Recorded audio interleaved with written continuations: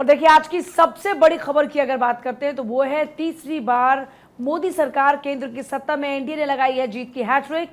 देश ने दिया मोदी 3.0 का जनादेश। एनडीए गठबंधन को 292 सीटें मिली हैं। इंडी गठबंधन को 234 सीटें मिली और अन्य को मिली है 17 सीटें।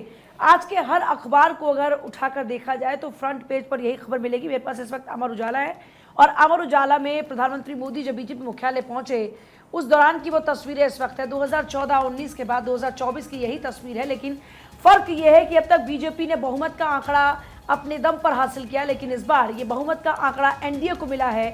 फिर से मोदी सरकार बनने जा रही है, लेकिन इस बीच बहुमत का आंकड़ा बीजेपी के पास नहीं, एनडीए के पास बहुमत का आंकड़ा है। देखिए अब की बार एनडीए सरकार, इंडिया भी असरदार। तो इस बार जो हेडलाइंस हैं अखबारों की, न्यूज़पेपर की अलावा बात करते हैं अगर चाणक्य की, तो सब जगह आप देखेंगे कि इस बार लगभग 10 सालों बाद ये तस्वीर बदलती हुई नजर आई है। क्योंकि एक तरफ जहां फिर से एनडीए की सरकार बनने जा रही है, मोदी सरकार बनने जा रही है, तो दूसरी तरफ इस बार विपक्षी पार्टियां भी अच्छा परफॉर्म करती हुई नजर आई हैं। लेकिन इस बीच सबसे जो सुखद तस्वीर बीजेपी के लिए कोई है तो वो है आंध्रा और ओडिशा से। क्योंकि आंध्रा ओडिशा में जो बीजेपी का परफॉर्मेंस रहा है वहाँ जाहिर तौर पर एक बड़ा अचीवमेंट इसको माना जा रहा है। देखिए 291 सीटें मिली एनडीए को, 400 पार का था नारा। और अमर उजाला में 18वीं लोकसभा के लिए हुए चुनाव में जनता ने एनडीए गठबंधन को 291 सीट देकर बहुमत तो दिया, लेकिन पिछले 2 चुनाव की तरह अकेले भाजपा पर इनायत नहीं बरसाई। हालांकि भाजपा एनडीए की सरकार बनाने जा रही है।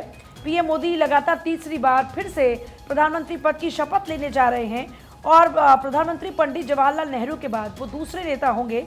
भाजपा का अपने लिए 370 सीटों और एनडीए के लिए 400 पार का लक्ष्य हासिल नहीं हो पाया। विपक्षी गठबंधन ने एग्जिट पोल्स के अनुमानों को ध्वस्त कर दिया और जब नतीजे आए तो विपक्ष की ओर से कांग्रेस की 99 सीटों के साथ सपा ने 37, तृणमूल कांग्रेस ने 29, डीएमके ने 22 और शिवसेना, उद्धव ठाकरे वाली जो शिवसेना, उन्होंने 9 सीटें हासिल की। अब देखिए तृणमूल कांग्रेस ने वैसे तो पश्चिम बंगाल में अकेले चुनाव लड़ा, लेकिन शामिल उनको किया गया इंडिया गठबंधन में और कुल सीटें उनकी जो रही उसमें भी इजाफा हुआ।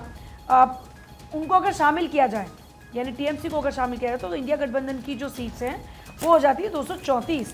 नतीजों पर पूरे विपक्ष में खुशी की लहर है। विपक्ष ने संकेत दिए कि एनडीए के घटक दलों के साथ संपर्क में है और संभव हुआ तो सरकार बनाने का प्रयास भी करते हुए नजर आएंगे। देखिए बीते दिन की अगर तरह चुनाव की बात करते हैं तो देखिए जो ब्रांड मोदी का पुराना व्यापक असर दिखा, ना ही राम मंदिर का असर नजर आया। क्योंकि माना जा रहा था कि पीएम मोदी के चेहरे के नाम पर एक बार फिर से 2014 और 19 के बाद 2024 में भी बम्पर वोटिंग होगी। इस बार वो असर नजर नहीं आया और ना ही राम मंदिर का असर नजर आया। समान नागरिक संहिता हो, अनुच्छेद 370 हो, हिंदुत्व हो, राष्ट्रवाद हो, ऐसे मुद्दे व्यापक असर जो छोड़ते रहे 2014-19 के चुनाव में, वो असर इस बार नजर नहीं आया। इन मुद्दों पर इंडिया गठबंधन की आरक्षण और संविधान बचाओ मुहिम भारी पड़ गई। अब देखिए स्मृति ईरानी, महेंद्रनाथ पांडे समेत 19 मंत्री इस चुनावी जंग में खेत रहे। भाजपा को सबसे बड़ा नुकसान यूपी में हुआ, जहां से पिछली बार की 62 सीटों के मुकाबले इस बार मात्र 33 सीटों पर ही संतोष करना पड़ा। राजस्थान, हरियाणा, महाराष्ट्र में औसत और संभावना वाले पश्चिम बंगाल, तेलंगाना जैसे राज्यों में खराब प्रदर्शन में भाजपा की बड़ी जीत हासिल करने के प्रयास को गहरा झटका दिया।